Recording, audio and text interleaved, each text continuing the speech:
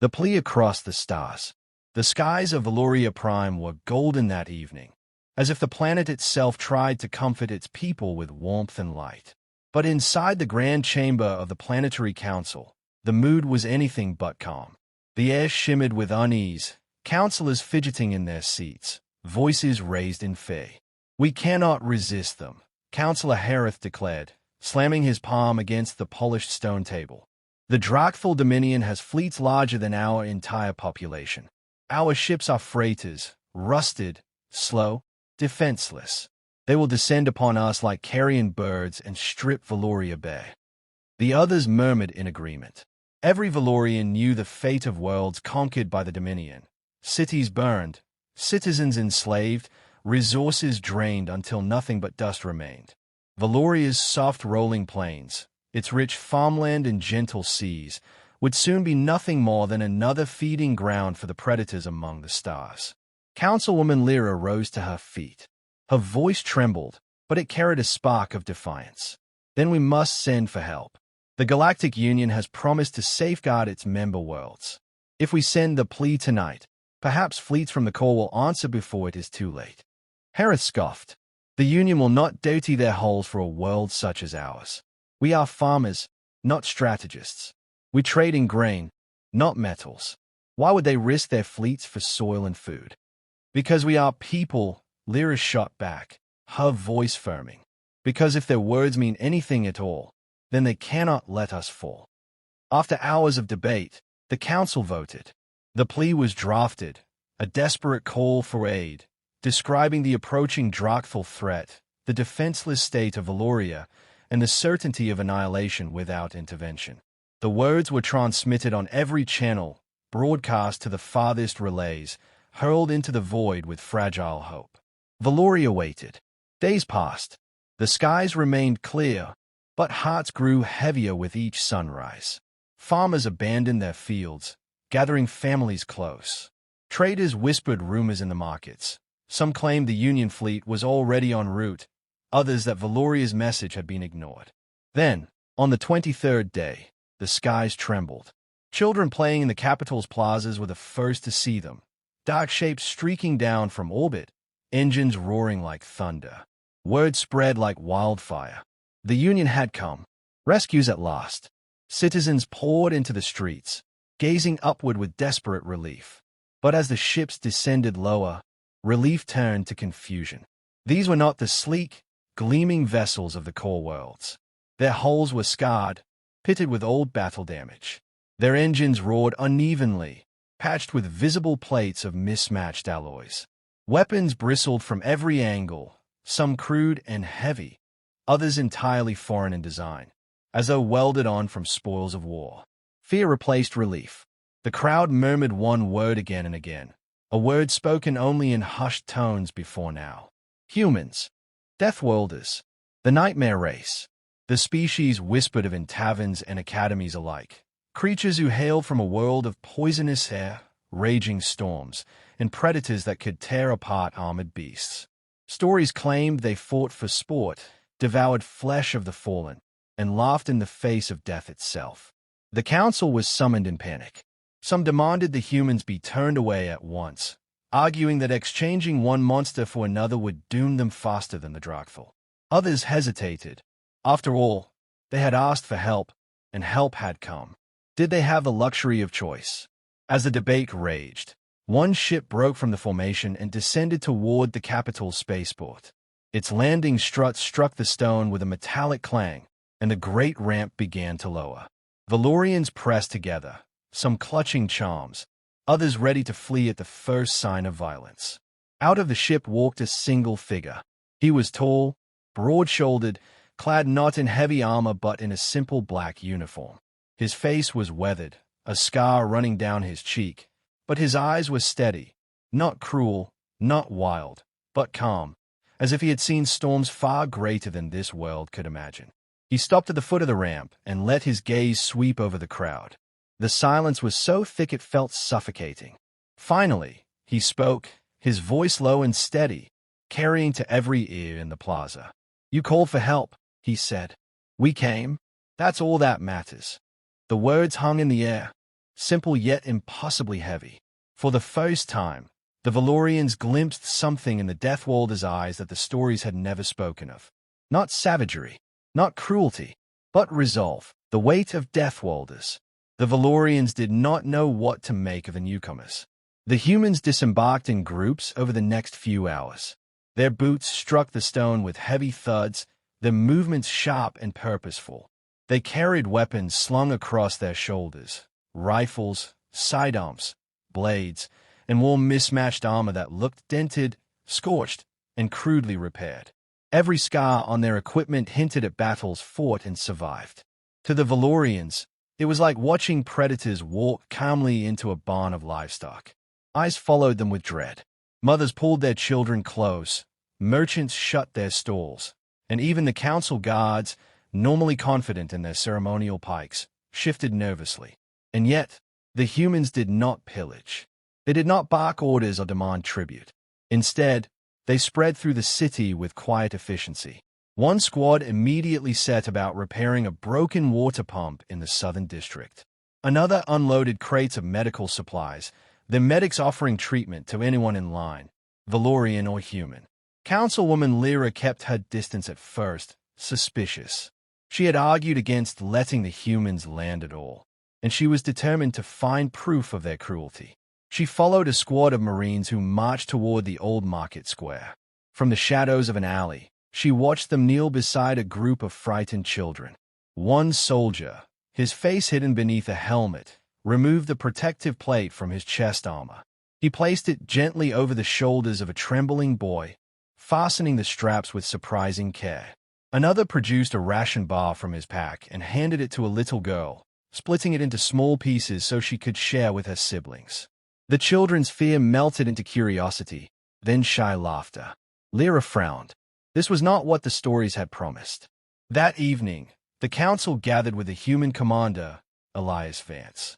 He stood before them without weapons, hands folded behind his back. His presence filled the chamber like a storm cloud, yet he spoke with measured calm. "You fear us," he said bluntly. "That's wise. Fear keeps people alive. But understand this, we didn't come for conquest. We came because you called for help. That means your fight is our fight now." Councillor Harith, always the loudest, leaned forward. "You speak of fighting.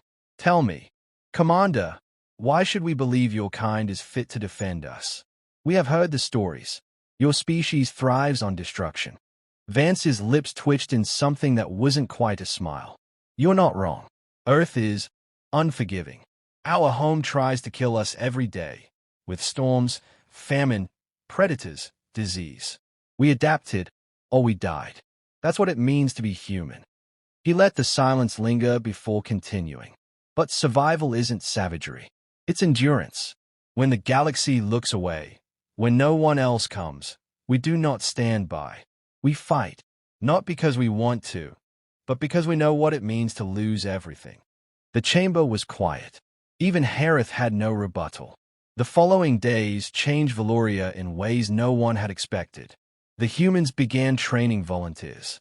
To the Velorians, the training was agony. Their bodies were built for farming and trade, not war. The humans forced them to carry packs heavier than their own weight, to crawl through mud, to run until their lungs felt aflame. Many collapsed in tears or vomited in the dust. Lyra watched with growing outrage, until she noticed what happened next. The humans never mocked, never abandoned. They lifted the fallen, carried them on their shoulders, coaxed them to their feet with words sharp as steel but never cruel. Again, the soldiers barked. "Stand. You're stronger than you think. Do it for the ones behind you."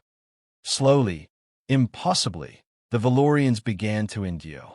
One night, after a grueling exercise, the humans staged a demonstration. A squad of Marines faced a simulated Drakthal assault. Holograms of towering reptilian soldiers descended upon them in a rush of claws and plasma fire. The humans moved like predators unleashed, shouting, charging headlong, fighting with a ferocity that froze every Velorian in the square. They struck with knives when rifles emptied, used fists when knives broke, and refused to retreat even as the simulation's kill counters stacked against them. When the projection ended, The Velorians sat in stunned silence. Some whispered in awe, others in horror. Councilwoman Lyra could not look away from Commander Vance, who stood at the edge of the field. His expression was grim, not triumphant. "That is what it takes," he told them. "That is what your enemy will face. And that is what we are." The words sent a shiver down her spine. For the first time, she understood why the galaxy called them Deathworlders. Not because they were monsters, but because they had learned to live where no one else could. Fire over Veloria. The first warning came at dawn. Veloria's skies, usually painted soft blue and streaked with gentle clouds, darkened as dozens of vast shadows appeared overhead. The Drakthal fleet had arrived. Their warships drifted into orbit like predators circling prey, their hulls black and bristling with weapons. The ground trembled as their engines roared through the upper atmosphere. Panic erupted across the capital. Farmers abandoned carts of grain in the streets. Families huddled in basements, children crying as the thunder of alien guns echoed from above. The council chambers filled with shouting voices. "It is hopeless," Councillor Harith cried, his face pale. "We must surrender before the Dominion burns us alive. Better to live in chains than perish in fire." Others murmured agreement, despair thick as smoke. Then the chamber doors opened, and Commander Elias Vance strode in, his black uniform dusted with ash from the training fields. His presence silenced the council like a blade slicing through cloth. "Enough," he said. His voice was not loud, but it carried the weight of command. "The Dominion is here. If you kneel, they will strip your children's future bare. If you stand, you may yet hold it." "They are stronger than us," Harith snapped. Vance's scarred face hardened. "So what? Strength doesn't win wars. Will does. You called for help. That means you fight. With us, beside us. If you want to live, then bleed for it. If you want your children free, then fight for them." The words struck like fire in dry grass. Some councillors lowered their heads in shame.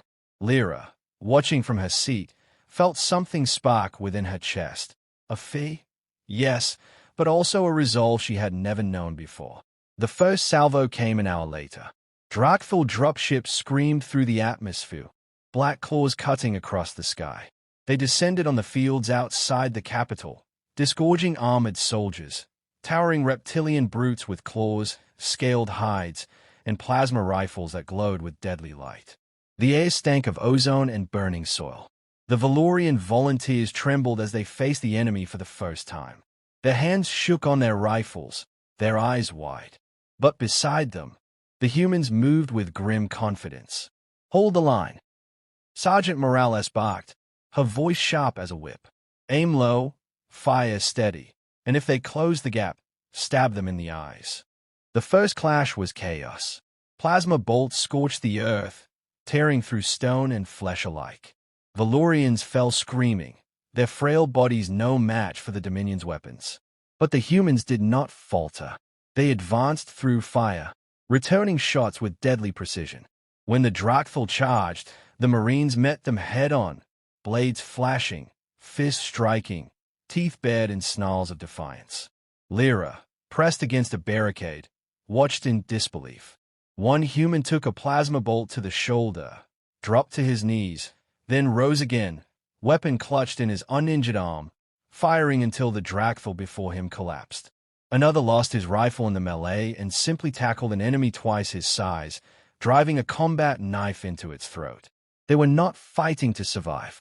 They were fighting to win. The Velorians, seeing this, began to rally. A farmer-turned-soldier hurled a rock at a Drakthal warrior, distracting it long enough for a Marine to drive home a blade.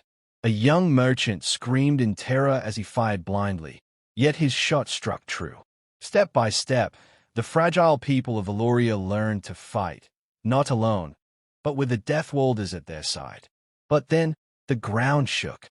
From a massive drop pod emerged the Drakthal warlord, armored in plates of black steel, standing nearly 3 times the height of a human. His claws gleamed like razors, his eyes burned with cruel hunger. The Velorians' newfound courage faltered at the sight of him. Some broke ranks. Even the bravest stayed in horror. Commander Vance did not hesitate. He strode to the front, drawing nothing but a battered combat knife. Around him, a squad of Marines rallied. "On me," he growled. They charged. The warlord roared, his claws tearing through stone, his blade cleaving the air. Marines fell, broken and blooded, but they dragged themselves back to their feet. They swarmed him, striking, stabbing, refusing to yield. Vance leapt onto the beast's chest, his knife flashing again and again, until at last the warlord toppled with a final, thunderous roar. The battlefield fell silent. Then the humans rose from the blood and ash, their uniforms torn, their bodies scarred, but still standing. The Drakthal, stunned by the loss of their leader, faltered. Their fleet, fearing further humiliation, pulled back into orbit and fled the skies of Veloria. The people of Veloria stood in awe. Their world was battered, their fields scorched, their loved ones lost, but they were free. Not because they had begged for mercy, but because the Deathworlders had stood with them, unbroken, until victory was carved from despair. The price and the promise. Veloria Prime smelled of ash. The battlefields outside the capital stretched blackened and broken, scorched by plasma fire and trampled under the weight of war. Here and there, the soil still smoked, and the bodies of Drakthal soldiers lay twisted where they had fallen. Among them, too many Velorians, farmers, merchants, students, who had picked up weapons for the first time and never laid them down again. The survivors gathered in silence. They wept, they buried their dead, and they began the slow work of clearing rubble. Yet for all their grief, their hearts carried something new: pride. Against all odds, they had stood and fought. And they had not fought alone. The humans had paid dearly. Their medics' tents overflowed with wounded Marines, men and women with shattered bones, burned skin, missing limbs. Some laughed weakly through their pain, joking in a language the Velorians did not understand. Others sat in silence, staring past the tent walls with haunted eyes. Councilwoman Lyra moved among them with quiet awe. She had expected cruelty, arrogance, even barbarity. What she found instead was resilience unlike anything she had ever seen. One Marine, bandaged across the chest, insisted on standing to help rebuild a collapsed wall. Another, his arm gone from the elbow down, was teaching Velorian children how to clean salvaged rifles. When she asked why, he only shrugged and said, "Because someone has to." It dawned on her that the humans did not thrive on war because they desired it. They endured it because their nature demanded survival, no matter the cost. Their savagery was not mindless. It was purposeful, sharpened into a weapon to shield others. Days later, word arrived from the Galactic Union. At last, their response. The message came through the Council's holoprojector in crisp, polished tones. The Union regretted its delay and offered Veloria the compassionate option of evacuation. Entire populations could be relocated to safer core worlds. The message said, where the Dominion could never reach them.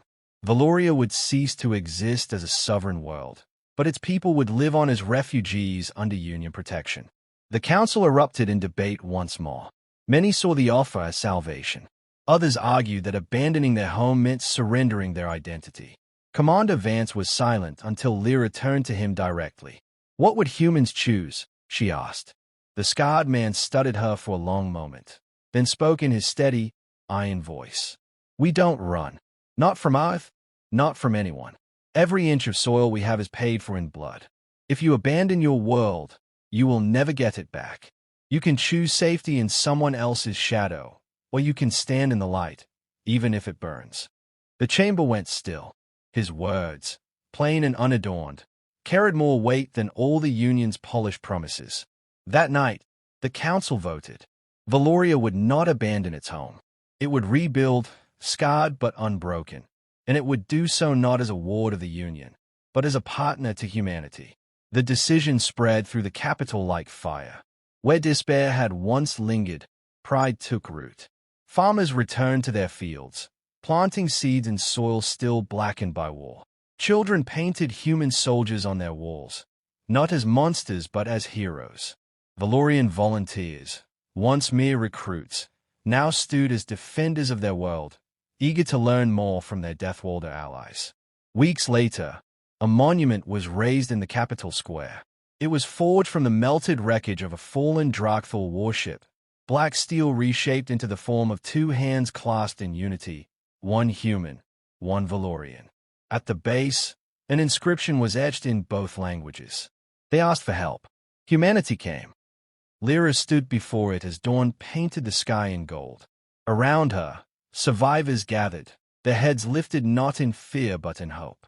She thought of the stories she had once believed, the whispers of human cruelty, the fear of their strength. All of it seemed hollow now. The truth was far simpler.